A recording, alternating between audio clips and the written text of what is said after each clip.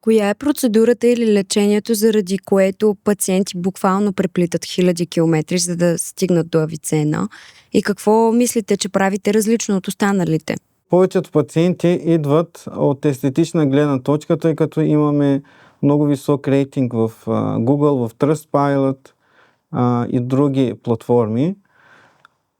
Имаме и пациенти, които предпочитат за някакви животоспасяващи операции и лечения, но самата сума, която се определя за лечението, е много висока. Най-много пациенти, както казахме, идват от България, след което се равнява вече и Румъния. Европейските държави имаме от Испания, от Франция, от Англия особено идват пациенти, от Близкия изток, от Иран, от Ирак. От Арабския полуостров идват пациенти за най-различни процедури, било то за естетични операции, било то за някакви по-жизненно важни за тях, за здравето им операции. От африканските държави идват от Чад, от Сомалия, от Алжир, от Тунис. От Египет не си спомням за моята практика от 3 години да сме имали пациенти, но може и да са дошли. Тъй като ние отговаряме за българския отдел и нямаме много голяма информация за другите отделения. От Америка идват много пациенти, които са с българско гражданство и така. Турция има хиляди медицински центрове и клиники, които обещават най-доброто лечение. Как всъщност човек може да разпознае разликата между място, което просто продава услуга, интервенция, и истинска болница, на която можеш да повериш живота си? Като думата продава, според мен не е точното наименование на предоставяне на някаква услуга. Тъй като продаване означава да продадеш нещо, което да е някакво за обличане, за дрехи или някакви търговски центрове и така нататък. Тук по-добрата дума може да бъде въздействие, защото пациентите, когато избират дадена болница, избират според въздействието. На първо място бяхме казали, че заради екипа, който говори техния майчин език, има много стотици болници има в Истанбул, може би, които предлагат своите услуги. Аз съм работил в много големи болници, като Acıbadem, Medical Park, Memorial, в университетската болница Гази Осман Паша, на университета Yeni Yüzyıl и така нататък. Но това, което съм видял в Авиценна, не съм го видял никъде. Понеже тези болници, които в момента ги изброих, те повечето гледат от финансовата гледна точка. Тоест, ако нямате дори 10 евро да не ви достигат за някаква дадена операция, тази операция се отменя в тези болнични заведения.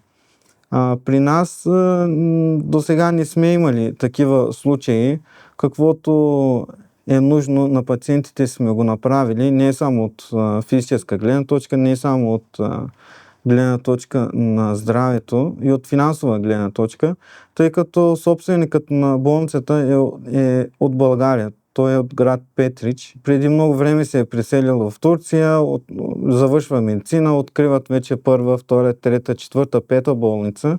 После тази петата болница съединяват с четвъртата болница и самият собственик отделя много голямо значение на пациентите, които идват от България. Един вид като техни сънародници. Къде е най-доброто лечение? Ако някое болнично заведение ви предостави 100% безрисково някакво лечение, според мен не дайте да ходите там за каквото и да е било или дори да е за един преглед. Защото няма някаква операция, която да няма никакви рискове. Пациентът трябва да бъде запознат с всичките неща. И освен това, някои болници или по-точно не болниците, клиники, тези малките медицински центрове, които са на един етаж или на 2 етажа, те предоставят на пациентите някаква гаранция за извършената операция или за извършеното лечение. Тук пациентите трябва да бъдат много добре запознати, че каквото и да е било, каквато и да е било операция, независимо дали ще бъде живота застрашаваща операция, пък за такива операции въобще не може да се даде никаква гаранция. Било то за някакви пластични операции, за естетични или за ортопедични или за урологични операции, винаги има някаква точка, дори да е една точка или две точки и така нататък, винаги има някакъв риск от усложнения. Това може да бъде по време на анестезията, може да бъде по време на самото възстановяване, тъй като не всяко тяло отговаря по еднакъв начин на самото възстановяване. Пациентите, които примерно идват в България след първичното възстановяване, което е в болничната среда, идват в България, след което започва една тревога, че са далече от болничното заведение или в болницата, която са се оперирали. Но координаторите, като започват някаква комуникация, като има с координаторите, те се чувстват по-спокойни. Освен това, винаги има, както казахме, риск от някакви усложнения. То не са усложнения, а просто различия в възстановяването. Ще дам няколко примера с естетика на гърдите. Не винаги дясната страна отговаря на лявата страна. Понякога дясната страна е по-доразвита, за разлика от лявата страна, и възстановяването на дясната гърда е много по-бързо, отколкото възстановяването на лявата гърда. В това отношение, примерно, ареолата може да има някаква асиметрия в рамките на първите месеци. Тоест, в дясната гърда вече ареолата да се е възстановила, да е на биологичното място, а на лявата гърда да изглежда малко нагоре или малко надолу. Тези неща винаги могат да се получат, но в рамките на възстановяването в тези 6 месеца се очаква да има подобрение и да се нормализира и тази асиметрия да изчезне. Значи, такива рискове в самото възстановяване винаги има. И болничните центрове, те не са болници, те са някакви малки клиники, които постоянно казват, дават някаква гаранция, че всичко ще бъде наред, че самото възстановяване ще бъде много гладко и така нататък. Не винаги е така, затова според мен, ако ме питате лично моето мнение, самите заведения, които предлагат, че гарантират, че всичко ще бъде наред, те са заведения, които много лъжат или крадат от времето на пациента. Така че винаги може да има някакви усложнения. И когато избирате някаква болница, избирайте за това, че ви е близка по душата и самия координатор, и самия преводач, с който ще се срещнете. Лекарят трябва пациента да усети самия лекар. Според вас, коя е най-голямата заблуда, в която попадат международните пациенти, когато избират лечение в Турция?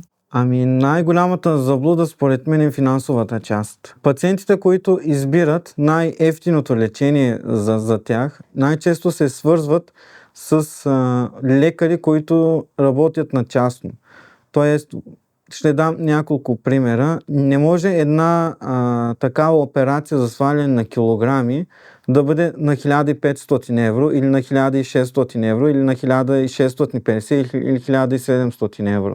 Не може една такава операция да бъде на толкова много ниска цена. Това означава, че пациентите изцяло се свързват с частни лекари или частни доктори, които оперират в съответните болнични заведения или в болници, в които няма да може да ги срещнете или няма да може да се свържете с тях, ако при наличие на възникнал някакъв проблем.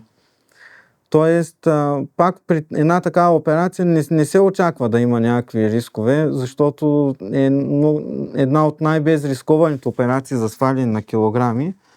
Но ако имате някакъв въпрос, примерно какво да едете, какво да правите, или когато преминете от един режим на друг режим, с какво да се храните, или въпроси, които трябва да ги задавате на лекаря, вие няма да може да се свържете с болницата, защото не сте пациент на болницата.